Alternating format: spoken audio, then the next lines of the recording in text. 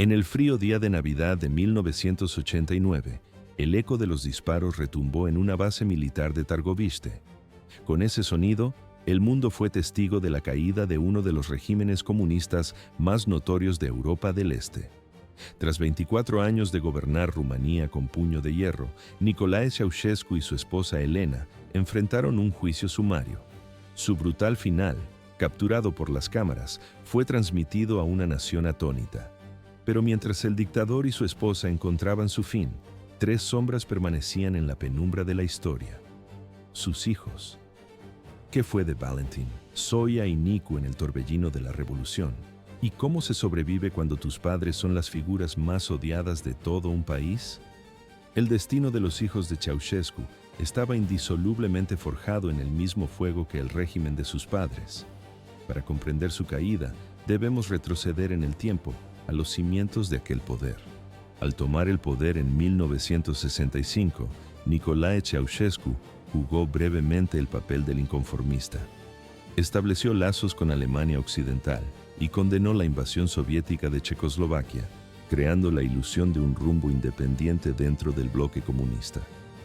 Sin embargo, aquella fachada de liberalización se desmoronó al llegar la década de los 70. En su lugar, Ceausescu erigió un culto a la personalidad que rivalizaba con el de Corea del Norte, con su rostro omnipresente en cada rincón del país. Los medios estatales lo aclamaban como el genio de los Cárpatos y el conductor, mientras su esposa Elena, de educación limitada, era presentada como una científica de renombre mundial. Detrás de este teatro propagandístico se escondía un brutal aparato de seguridad. Los vecinos espiaban a los vecinos, los hijos informaban sobre sus padres y cualquier atisbo de disidencia era aplastado con una eficiencia implacable. Para la década de 1980, las políticas económicas de Ceausescu habían sumido a Rumanía en una pobreza desesperada. Obsesionado con saldar la deuda externa, exportó la producción agrícola e industrial del país, dejando a los rumanos ante una grave escasez de alimentos, racionamientos de electricidad y apartamentos sin calefacción durante inviernos helados. Mientras tanto, la familia Ceausescu vivía en un lujo inimaginable, ajena al sufrimiento que la rodeaba. Inmersos en esa existencia dorada, ¿cómo podrían los hijos de Ceausescu estar preparados para el estruendo que se avecinaba? Su mundo estaba a punto de hacerse añicos. En el corazón del poder, donde la realidad se doblegaba a la voluntad de un solo hombre, Nicolae Ceausescu no preparó a sus hijos para el colapso. A diferencia de otros dictadores, nunca designó públicamente a un sucesor, dejando que el futuro de su linaje se desvaneciera en la ambigüedad. Aún así, sus tres hijos, Valentin, Zoya y Nicu, vivían en un mundo aparte, cada uno ocupando un lugar privilegiado dentro de la sociedad rumana. Valentin, el primogénito nacido en 1948, parecía el menos interesado en la política. Con un doctorado en física nuclear, eligió una carrera en la ciencia, un intento de distanciarse del gobierno de su padre. Su primer matrimonio con Iordana Borila, hija de otro alto funcionario comunista, entrelazó a dos de las familias más poderosas de Rumanía, seguido más tarde por sus bodas con Tamara Dobrin y Roxana Andreescu. Aunque intentaba mantener un perfil bajo, la influencia de su apellido era ineludible. Formó parte del Comité Central del Partido Comunista y presidió la Federación de Fútbol, controlando el Steaua București, el club del ejército que se coronó campeón de Europa en 1986. Para los rumanos, era el más normal de los Ceausescu, pero la sombra de su familia era demasiado larga para escapar por completo. Zoya, la hija mediana y única mujer, nacida en 1949, representaba otra rama intelectual del clan. Al igual que su hermano mayor, se doctoró en matemáticas y trabajó en el Instituto de Matemáticas de la Academia Rumana. Se forjó una reputación de independencia y se dice que en privado criticaba el estilo de vida y las políticas de sus padres. Su relación con su madre, Elena, era particularmente tensa, pues ésta desaprobaba sus elecciones. Casada con el ingeniero Mircea Oprean, Zoya mantenía un perfil más discreto que sus hermanos. Sin embargo, no podía escapar de los lujos inimaginables para el rumano promedio durante la dura austeridad de los años 80. Pronto, esa misma burbuja de privilegio se convertiría en su prisión. Si sus hermanos buscaron refugio en la ciencia, Nicu, el hijo menor nacido en 1951, abrazó la política con fervor. Considerado el favorito de Nicolae, su carrera fue un rápido ascenso. Primero como secretario de la Juventud Comunista y luego como secretario del partido en el condado de Sibiu, un trampolín tradicional hacia las altas esferas del poder. Su ascenso fue tan veloz como la propagación de su infamia. Nicu se ganó una notoria reputación de playboy violento, y entre el pueblo circulaban historias de accidentes de coche en estado de ebriedad y abusos de poder. Un rumor oscuro afirmaba que había atropellado mortalmente a una joven sin enfrentar consecuencia alguna. A finales de los 80, su lealtad ciega y su carácter implacable lo convertían en el heredero natural de una dinastía que se creía eterna. Mientras los hijos del dictador vivían ajenos a la realidad, las nubes de tormenta se acumulaban sobre Europa del Este. El año 1989 llegaba a su fin, y con él caían los regímenes comunistas uno tras otro. La revolución estaba a punto de golpear a las puertas de Rumanía, y el juicio final no tardaría en llegar para sus padres. Su propio destino, sin embargo, aún estaba por escribirse en las calles heladas de diciembre. El dominó comunista caía pieza por pieza a lo largo de Europa del Este. En diciembre de 1989 solo quedaba Rumanía, conteniendo el aliento ante lo inevitable. La chispa prendió en la ciudad de Timișoara. Lo que comenzó como una protesta local contra el desalojo de un pastor húngaro, László Tokes, se transformó rápidamente en algo mucho más grande. Pronto, las calles resonaban con un clamor que iba más allá de un solo hombre. Era un grito contra todo el régimen. Al regresar de una visita de Estado a Irán, la respuesta de Ceausescu fue inmediata y brutal. Ordenó una represión que tiñó las calles de sangre, dejando cientos de muertos. Convencido de su poder, el 21 de diciembre convocó una manifestación masiva en Bucarest, un acto diseñado para reafirmar su autoridad ante el mundo. Pero el guión que él había escrito estaba a punto de ser destrozado por su propio público.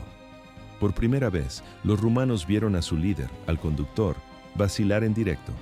Los aplausos programados se ahogaron en un mar de abucheos y silbidos, y su discurso se perdió en el caos.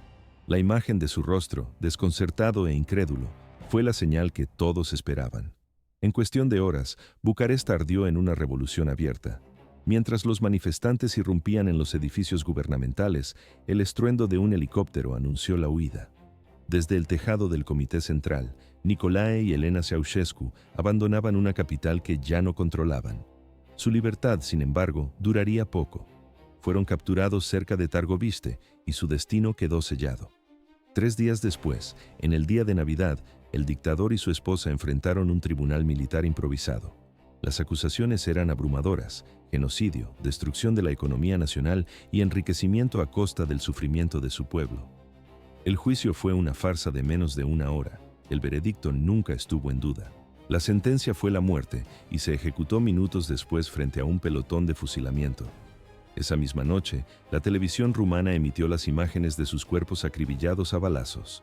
Era la prueba gráfica y brutal de que la era de los Ceausescu había terminado para siempre. Pero mientras las calles se llenaban de una celebración catártica, una pregunta urgente comenzó a flotar en el aire. El tirano y su esposa estaban muertos, pero ¿qué pasaría con sus hijos? La revolución había barrido el país y ahora debía enfrentarse a las sombras que dejaba atrás. Mientras la euforia de la revolución se desvanecía, un frío ajuste de cuentas comenzaba a recorrer las calles de Bucarest. El día de Navidad de 1989, la misma jornada en que sus padres fueron ejecutados, Valentin Ceausescu fue arrestado. A diferencia de su hermano Nicu, no ofreció resistencia alguna. Aunque carecía de un cargo oficial en el gobierno, su apellido era suficiente para convertirlo en un objetivo para las fuerzas revolucionarias. Fue trasladado a la prisión militar de Rojova, en Bucarest, donde pasaría el siguiente año de su vida en una detención más preventiva que punitiva, reflejo de la incertidumbre del nuevo poder. Al igual que su hermano mayor, Zoya fue detenida el 25 de diciembre. Quienes presenciaron el momento aseguran que no mostró sorpresa, como si hubiera anticipado su destino o ya conociera la noticia sobre sus padres. Con la dignidad que la caracterizaba, fue conducida también a la prisión de Rojova. Siendo matemática y sin un papel directo en la política, su arresto, como el de Valentín, parecía tener un peso más simbólico que legal. La experiencia de Nicu, sin embargo, se desarrolló de una forma dramáticamente distinta. Como secretario del partido en el condado de Sibiu, había intentado reprimir las protestas locales con la fuerza militar. Cuando sus esfuerzos fracasaron, emprendió la huida, con la aparente esperanza de escapar de Rumanía. Pero el 22 de diciembre, las fuerzas revolucionarias lo capturaron en Sibiu. Su detención no fue silenciosa ni discreta. Las imágenes de la época lo muestran siendo exhibido ante una multitud enfurecida, visiblemente golpeado, mientras los soldados a duras penas contenían la violencia que amenazaba con desbordarse. En los caóticos meses que siguieron, el nuevo gobierno de Rumanía, el Frente de Salvación Nacional, organizó los juicios contra los hijos del dictador. Los casos contra Valentin y Zoia resultaron ser débiles, pues los fiscales luchaban por encontrar delitos concretos más allá del ineludible vínculo familiar. A Valentin se le acusó de socavar la economía nacional, un cargo relacionado con su puesto en la Federación de Fútbol, no con un rol gubernamental. Se alegaba que había desviado fondos para apoyar al Steaua de Bucarest, aunque las pruebas de enriquecimiento personal eran escasas. Zoia se enfrentó a acusaciones económicas similares, igualmente endebles. Su trabajo como matemática ofrecía poco material a la fiscalía, que en su lugar se centró en su estilo de vida, sugiriendo que se había beneficiado indebidamente de los recursos del Estado. Tras pasar aproximadamente un año detenidos, tanto Valentin como Zoia fueron absueltos y liberados a finales de 1990. El tribunal no encontró pruebas suficientes de que hubieran cometido delitos procesables, a pesar de la vida privilegiada que habían llevado. El juicio de Nicu, en cambio, siguió un curso muy diferente.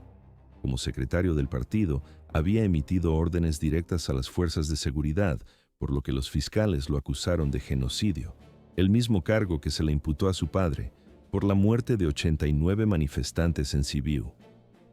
Durante el proceso, Nicu mantuvo una actitud impenitente que le granjeó el rechazo de muchos rumanos. No mostró remordimiento, presentándose como un funcionario leal que seguía órdenes en tiempos de crisis. En 1990, el tribunal lo declaró culpable de asesinato con agravantes, no de genocidio, y lo condenó a 20 años de prisión. Se convirtió así en el funcionario de más alto rango condenado por la violencia de la revolución, aunque para muchos su sentencia fue demasiado leve. Con sus padres muertos y su apellido convertido en sinónimo de tiranía, comenzaba para ellos una nueva forma de condena, una que no se cumplía entre los muros de una prisión, sino bajo la sombra perpetua de un legado infame.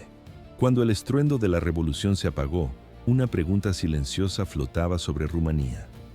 ¿Qué sería de los hijos de sus antiguos opresores y cómo los trataría la nueva sociedad?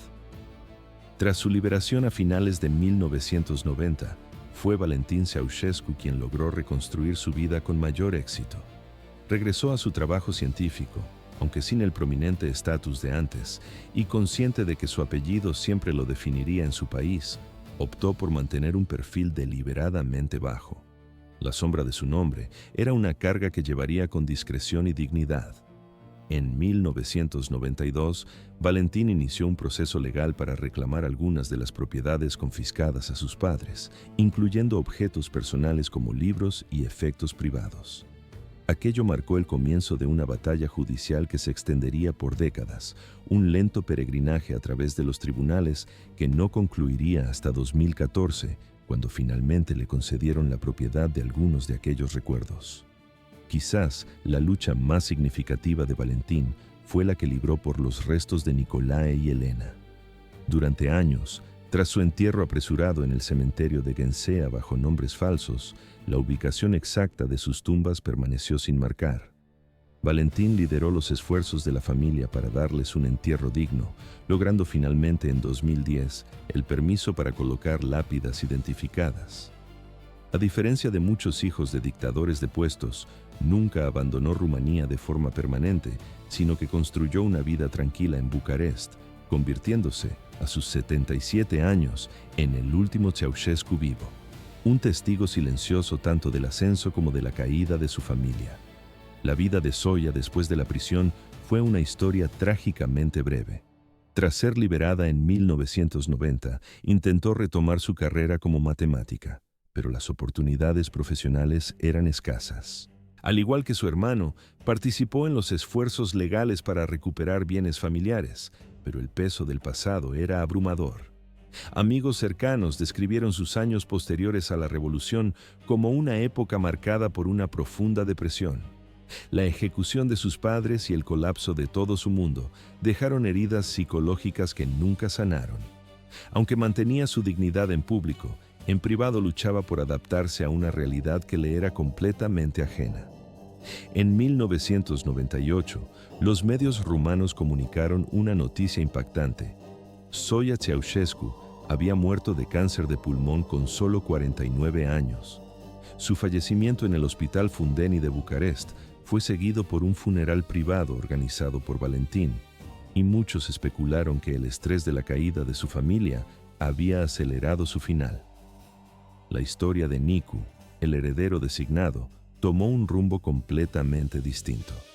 Condenado inicialmente a 20 años, solo cumplió 4 antes de ser liberado por motivos médicos en 1992. En prisión, le diagnosticaron cirrosis hepática, una consecuencia directa de su bien documentado alcoholismo. Una vez libre, su salud se deterioró a un ritmo vertiginoso. A diferencia de sus hermanos, Nicu mostró poco interés en reconstruir su vida. En su lugar, concedió entrevistas incendiarias en las que defendía el régimen de su padre, declaraciones que lo alienaron aún más de la sociedad rumana. En noviembre de 1996, apenas 7 años después de la revolución, Nicu Ceausescu murió de cirrosis en el Hospital General de Viena a los 45 años. Había viajado a Austria en busca de un tratamiento que no estaba disponible en su país, pero su condición ya había avanzado demasiado. Su funeral en el cementerio de Ghencea atrajo a una pequeña multitud de antiguos funcionarios del régimen y curiosos. Fue enterrado cerca de las tumbas de sus padres, que en aquel momento seguían sin nombre, como fantasmas en su propia tierra. Incluso 3 décadas después de la revolución, el eco del nombre Ceausescu aún resuena en los pasillos de los tribunales. El legado más tangible de la dinastía se dirime en interminables disputas sobre sus propiedades. La familia había acumulado una vasta colección de residencias, terrenos y objetos de valor, casi todo confiscado en el torbellino de la revuelta. A través de una persistente batalla legal, Valentin consiguió recuperar algunos fragmentos de su vida pasada, fotografías familiares, libros y obras de arte. En el año 2014, un tribunal rumano ordenó al Estado devolverle un pabellón de caza y sus tierras cerca de Bucarest. La decisión encendió una profunda controversia, pues muchos rumanos clamaban que esas propiedades eran el fruto del saqueo y debían permanecer en manos del pueblo. Estos enfrentamientos legales exponen una herida más profunda en la identidad nacional. A diferencia de otras naciones del antiguo bloque del Este, Rumanía nunca implementó leyes de lustración exhaustivas para abordar los crímenes y los activos de la era comunista. Este vacío dejó el destino de los bienes de los Ceausescu en un limbo jurídico durante décadas, un recordatorio constante de un pasado que se resiste a ser enterrado. En la memoria colectiva, los rumanos trazan una línea clara. Los padres, Nicolae y Elena, siguen siendo figuras universalmente repudiadas. Sus hijos, en cambio, ocupan un espacio más ambiguo. Valentin y Zoya, en particular, son vistos más como beneficiarios privilegiados de un sistema corrupto que como participantes activos en la tiranía. La memoria de Nicu, sin embargo, permanece teñida de controversia. Su papel en la represión de la Unión de la Juventud Comunista asegura que sea recordado como algo más que el simple hijo del dictador. Con el tiempo, su imagen se ha suavizado ligeramente, sobre todo entre los jóvenes rumanos que no guardan un recuerdo personal de sus actos, pero para muchos, su nombre sigue siendo una mancha. Curiosamente, en la Rumanía moderna ha surgido una extraña corriente de nostalgia por la era Ceausescu, especialmente entre los ciudadanos de mayor edad, desilusionados con el capitalismo poscomunista. Es un sentimiento que rara vez se extiende a rehabilitar a los hijos, sino que se concentra en una supuesta estabilidad de los primeros años de Nicolae en el poder, una estabilidad que se pagaría con sangre. La historia de los hijos de Ceausescu es una crónica de cómo las ambiciones dinásticas pueden derrumbarse de la noche a la mañana, dejando a los herederos privilegiados en un estado de vulnerabilidad repentina. Sus destinos divergentes demuestran las distintas formas de sobrevivir a la caída, desde el desafío autodestructivo de Nicu hasta la silenciosa adaptación de Valentín. A diferencia de muchos líderes depuestos que huyeron con sus familias a un exilio cómodo, la ejecución de Nicolae y Elena dejó a sus hijos solos para enfrentar la justicia revolucionaria. Sus destinos, la supervivencia de Valentín, la temprana muerte de Zoya y la caída de Nicu, reflejan respuestas dispares a una catástrofe familiar. Mientras Nicu se aferraba al legado de su padre, acelerando su propia ruina, Valentín supo adaptarse, encontrando un discreto camino en el mismo país que sus padres habían oprimido. Hoy, el apellido Ceausescu sigue siendo infame en Rumanía, pero el paso del tiempo ha comenzado a transformar el odio visceral en una evaluación histórica. Los jóvenes nacidos después de 1989 conocen el nombre, pero carecen de la conexión emocional que marcó a sus padres. Para ellos, el dictador y su familia pertenecen a la historia, no a la experiencia vivida. Quizás esta evolución contenga la lección final. Incluso las dinastías más poderosas acaban por desvanecerse, sus crímenes y privilegios convertidos en notas a pie de página, en la memoria de una nación. Los hijos de Ceausescu, que un día esperaban heredar un reino comunista, solo heredaron su colapso, un recordatorio de la fugacidad del poder y del peso de un apellido del que nunca pudieron escapar.